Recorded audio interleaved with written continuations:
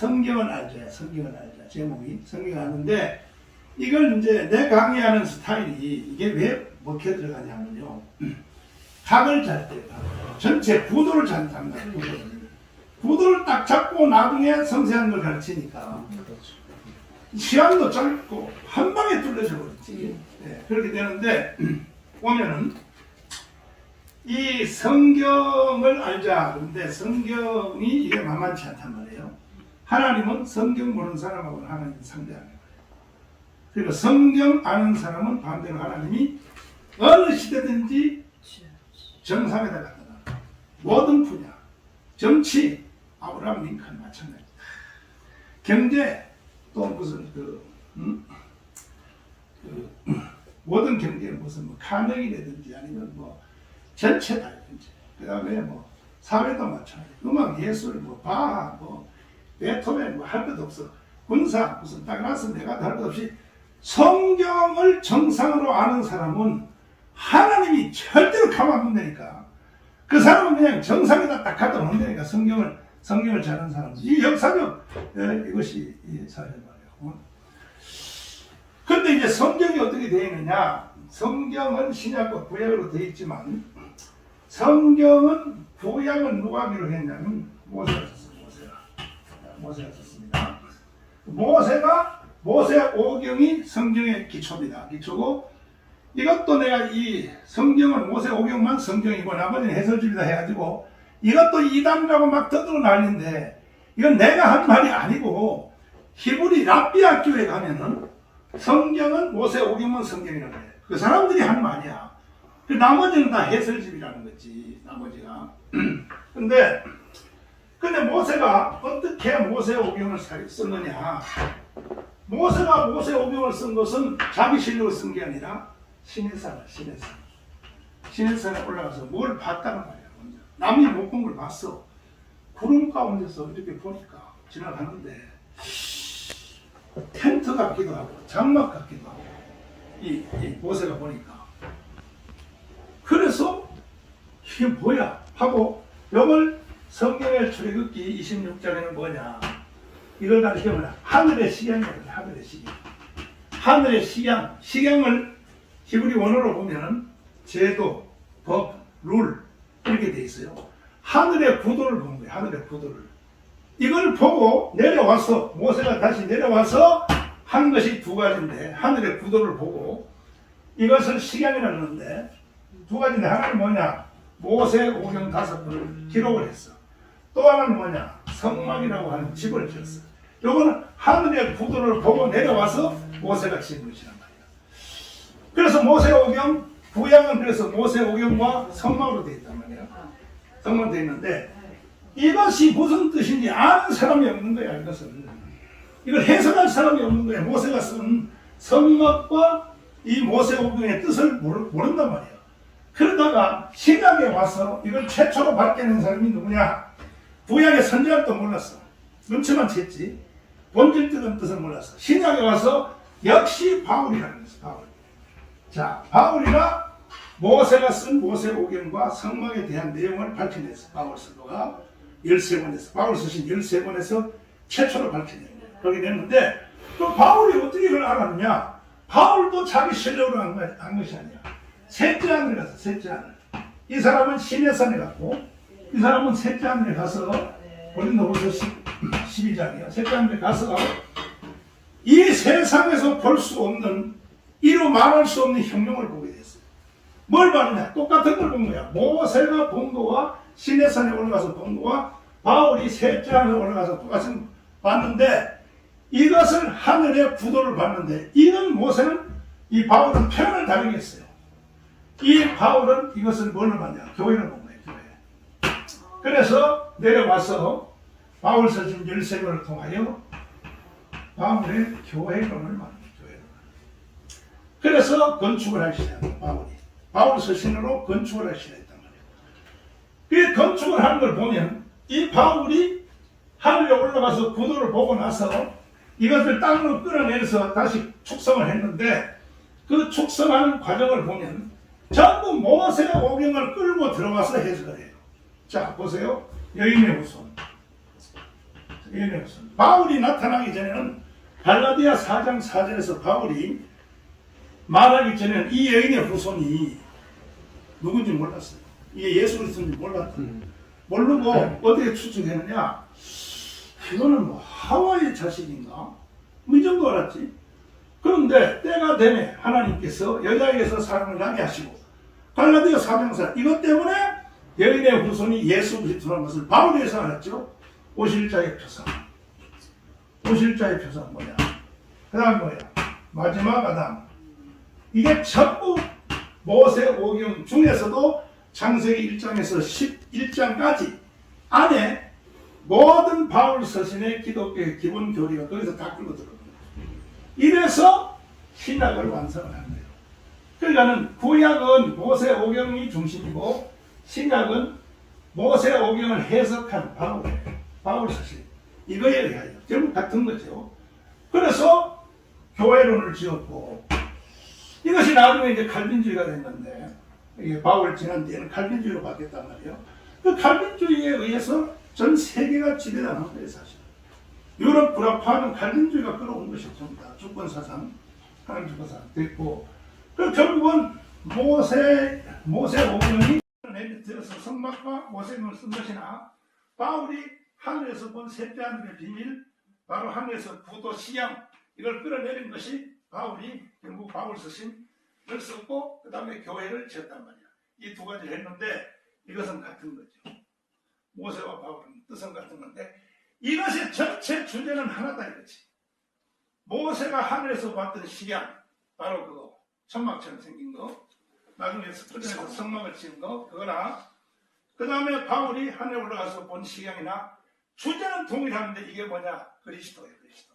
아멘. 네, 그래서 바울이 골로새서 1장에 17절에 보면 만물이 그리스도를 위하여 그리스도에 의하여 그리스도의 것으로 채워졌다는 거죠. 우주론적인 교회 전체가. 네. 이게 바울의 교회론이에요. 바울의 교회. 만물이 창조된 목적이 뭐냐? 그리스도야. 의미가 뭐냐? 그리스도야. 누구의 것으로? 그리스도의 것으로. 그러니까 천상세계의 설계도가 그리스도로 되어 있는 그리스도로. 그래서 이 모세가 시내산에서 본 것을 끌어낸 것이 끌어내려와서 바울 이 모세오경과 성막을 지었는데 모세보다가 먼저 하늘의 구도를 읽어낸 사람이 있어요. 그 사람을 뭐라고 하냐? 아브라함이라고 합니다. 이 아브라함은 이 하늘의 구도를 아브라함이가 보고 나서 이걸 표현을 뭐라 그랬냐? 성막이라고 안 했어요. 모세오경을 안 하고 아브라함은 이걸 성이라고 했어. 성이라고 했어. 그 히브리 11장에 보면 내가 나온 바 본향을 생각하여 살렘성. 그러니까 아브라함도 하늘의 구도를 보고 땅으로 내려와서 구축한 것을 살렘성이라고 해요. 살렘성. 같은 거예요. 이거 같은 거야. 성막과 같은 것이요. 그리고 다윗은 여기 다윗 이후에 다윗은 하늘의 구도를 보고 땅으로 끌어내려서 땅에다 축성한 것이 뭐냐? 여기는 예루를 붙여서 예루살렘이라고 했어요. 예루살렘. 그래서 예루살렘은 두 가지요. 하늘의 예루살렘, 땅의 예루살렘. 하늘의 예루살렘을 땅으로 끌어내서 축성한 것이 지금 다윗성, 이스라엘 나라에 있는 예루살렘이다 이 말이야. 이게 전부 같은 거예요. 이것이. 살렘성이나 성막이나 다윗이 끌어낸 예루살렘 성이나 바울의 교회론이나 이게 전부 주제는 같은데 이게 다 그리스도로 설계되어 있다. 그리스도로. 자, 이것이 전체 성경의 구도요. 여기엔 창조론, 구원론 전체가 다 있단 말이야. 그런데 이거 보다가 이제 결론이요. 모세가 하늘의 구도, 하늘의 지형을 보고 끌어내려서 땅으로 끌어내려서 만든 것이 성막과 모세오경이라면 바울이 하늘의 구도를 똑같은 걸 보고 내려와서 바울 서신 13권을 썼고 교회를 만들었다면 바울의 교회를 만들었다면 그런데 이 아브라함은 하늘의 것을 보고 나서 이름만 달라 성이라고 해서 성 그 성을 끌어내서 살렘성을 구축했어요. 땅에다가 같은 거예요. 그 다음에 다윗은 예루자를 붙였어. 이 하늘에 똑같은 걸 봤어. 똑같은 거. 그러니까 구약성 시편에 보면 하늘의 예루살렘이라는 말이 많이 나와요. 히브리서에도 있죠. 하늘 장자들의 총회와 하늘의 예루살렘과 같은 말이 나옵니다. 하늘의 예루살렘이 따로 있단 말이에요. 그런데 이것이 주제가 다 하나님이니까요. 다 그리스도네, 그리스도. 아브라함도 그리스도고, 모세도 그리스도고, 다윗도 그리스도고, 바울도 그리스도란 말이에요. 그런데 이 모든 것 보다가 먼저 나타난 의도가 뭐냐? 창세기 1장이에요. 창조입니다, 창조. 하나님은 창조를 통하여 이미 이 땅에 자기 의도를 밝혀낸 것이야. 창세기 1장에 첫째 날, 둘째 날, 셋째 날, 넷째 날, 다섯째, 여섯째, 일곱째, 이것이 천지 창조 얘기를 하자는 것이 아니고 하나님은 천지 창조 이야기를 통하여 복음을 말합니다. 복음을. 그때 벌써 복음을. 그럼 창세기 1장에 빛이 있으라. 자, 빛이 있으라. 이게 뭐냐? 이 빛은 지금 자연적 빛이 아니죠. 자연적 빛은 4일 후에 나오죠. 4일 후에. 해와 달과 별은. 그럼 창세기 1장에 빛이 있으라 하는 빛은 무슨 빛이냐? 요한복음 1장의 빛이죠. 참빛 그 세상에 와서 각 사람에게 비치는 빛이 있었나니. 이걸 바울 서신에 역시 이것도 바울이가 최초로 끌어냈는데 고린도 후서 4장 7절에 보면 태초에 빛이 있으라 하시던 그 하나님이 예수 얼굴에 있는 빛을 우리 마음에 비쳤다. 자 보세요. 창세기 1장에 있는 빛이 있으라는 그 빛이 누군가? 예수를 말하는 거죠. 그래서 4장 7절에 그렇게 나와 있단 말이야. 그러니까 하나님은 창세기 1장에 첫 하나님의 창조의 선포에서 빛이 있으라는 말이 이게 뭔 말이냐? 요한복음 1장 1절에 보니까 이 세상을 창조하신 하나님이 이 땅에 사람으로 온다. 이것이 창세기 1장의 첫째 날에 선포라는 거지. 이것이 여기 대해서 어떤 사람도 여기 있어서 반론할 사람이 있으면 나한테 모르는 거야. 이건 누가 최초로 말하냐? 바울이 말한 거예요. 바울이. 그런데 창세기 1장에 빛이 있으라 하는 빛이 마치 자연적 빛인 것처럼 절대 아닌 거예요. 자연적 빛은 4일 후에 나온 4일 후에. 창세기 1장의 빛은 요한복음 1장의 빛이요. 참빛 그 세상에 와서 그리스도가 육체의 옷을 입고 이 땅에 온다. 이것이 하나님의 창조의 일성이라는 거죠. 빼도 박도 못해. 이거는 빼도 박도 못해요. 그러면 두 번째, 그럼 창세기 첫째 날의 빛이 그리스도가 이 땅에 온다는 것을 선포했다면 이건 복음 선포의 제일 기초입니다. 이건 요한 1서 4장 1절에 보면 사랑하는 자들아 영을 다 믿지 말고 영들이 하나님께 속해 있는 시험하라. 이 영이 하나님께 속해 있는지를 알지니 예수 그리스도가 육체로 온 것을 시인하는 영마다 하나님께 속한 영이. 보세요. 뭐라고 말합니까? 부인하는 영마다 저 그리스도 영이라고 했죠. 그러니까 벌써 창세기 1장에 빛이 있으라 하는 그것이 뭐냐? 복음 선포의 복음 선포. 이 세상을 창조하신 하나님 자신이 이 땅에 내려간다 이거예요. 사람으로. 선악과 전입니다. 선악이 전에. 그러니까 칼빈주의가 맞는 거예요. 예정과 섭리가 맞는 거예요. 창조하기 전에 이미 벌써 선악과 따먹고 이 모든 것은 다 예정되어 있는 거예요. 그래서 칼빈주의가 위대한 거예요. 사실은. 그래서 빛이 있으라. 예수를 통해 이 땅에 사람을 온다는 거죠. 두 번째 날이 뭡니까? 물과 물이 나머지라고 했죠. 자 보세요. 이것이 뭔 말인지.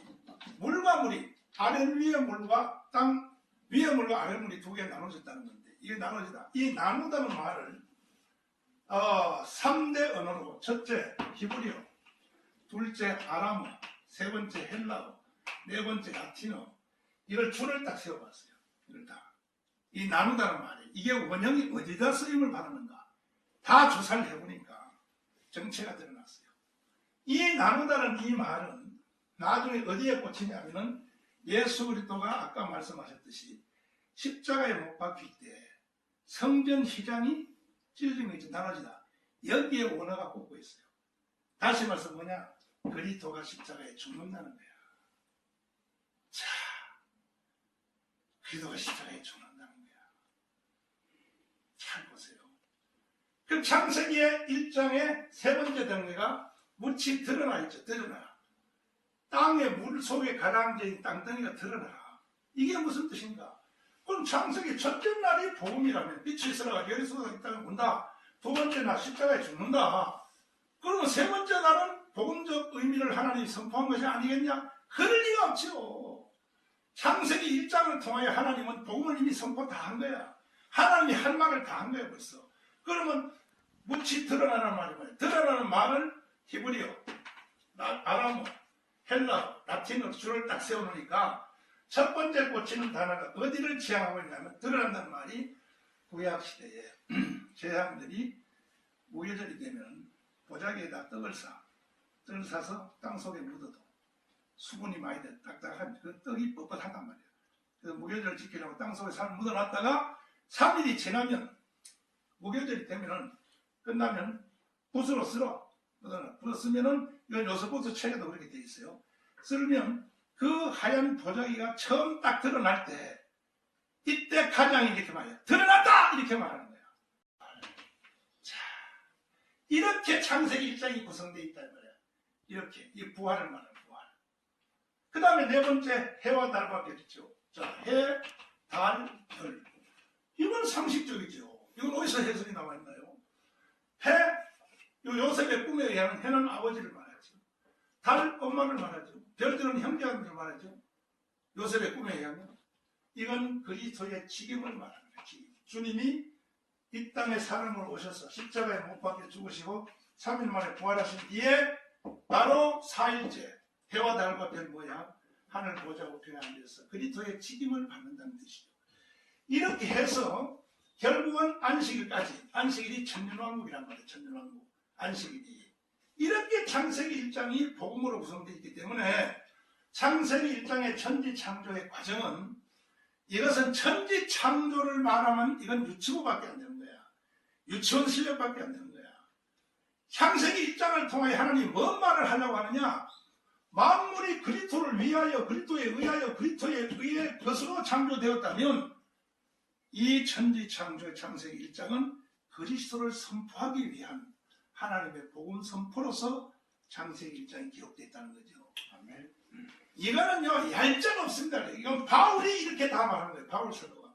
바울 사도가 이렇게 말했는데 성경이 기록된 지가 2000년이 넘었는데 이 눈치를 챈 사람이 없었어요. 미안하지만 정광훈 목사가 최초로 창세기 1장은 복음 선포라는 것을 내가 최초로 말하는데 열이 돼서 소리 못해. 자, 이렇게 가는데 이건 바울이 처음 말한 겁니다.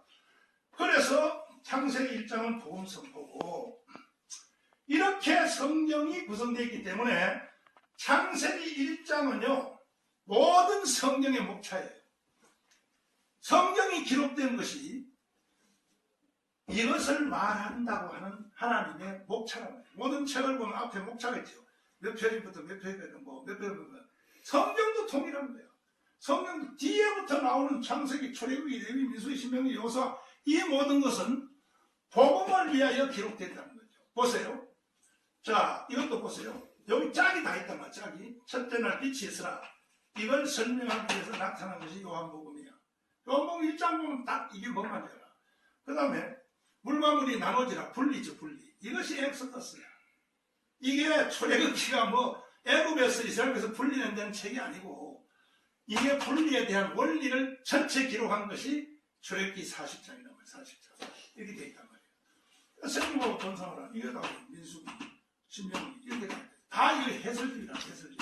여기 다 붙는 거야. 그러니까 그래서 성경이 초과학적으로 기록되어 있고 성경이 초복음적으로 기록되어 있고 성경은 아주 단순 명료하게 기록되어 있기 때문에 이 하나님이 기록한 의도를 눈치를 채버리면 성경 전체는 다 들어오게 되어 있는 거죠. 이거 말고 그냥 신학적으로 그냥 예를 들어서 주장을 아까 황 목사님 이야기한 것처럼 자 복의 기념에 대해서 어떤 미국의 신학자가 복을 창세기부터 계시록까지 해석을 했다.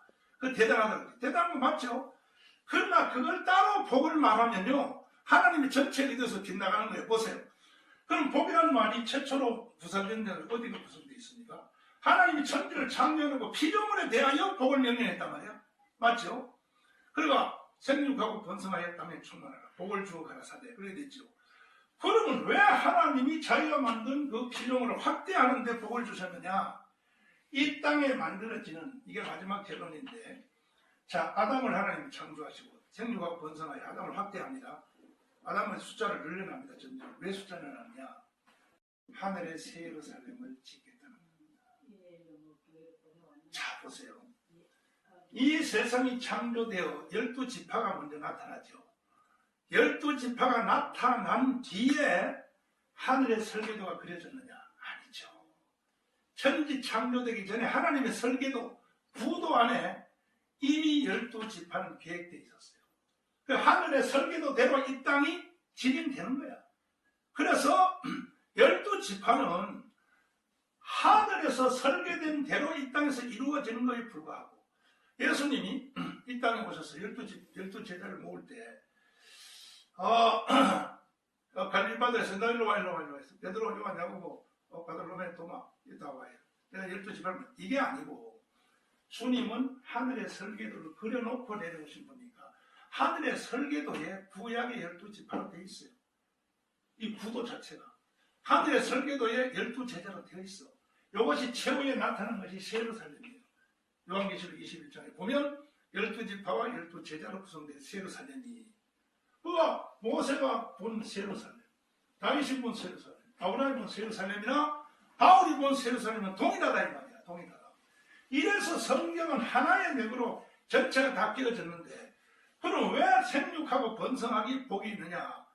이 땅에서 얘를 낳아서 아담의 후손이 셋, 에노스 이렇게 3대대 나오고 사람의 숫자가 늘어나는 것이 왜 복이냐? 이것이 순수한 사람의 후손을 많이 낳는 게 아니라 그 이 땅에 태어나는 모든 인간들이 하늘의 새 예루살렘을, 요한계시록 3장에 보면은 너희의 이름이 하늘 새 예루살렘에 기록된 걸 기뻐하라. 자, 기록된 걸.